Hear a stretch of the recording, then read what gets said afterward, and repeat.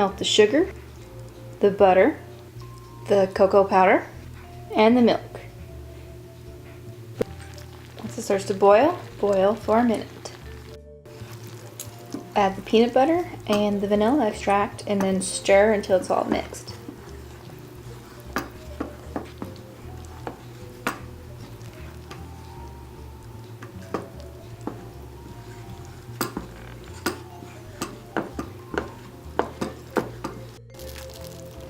Then add your oatmeal and stir.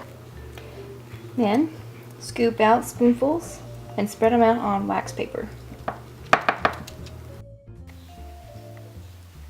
Once they cool and harden, you can put them away and serve them, or you can just eat them all yourself. No judging.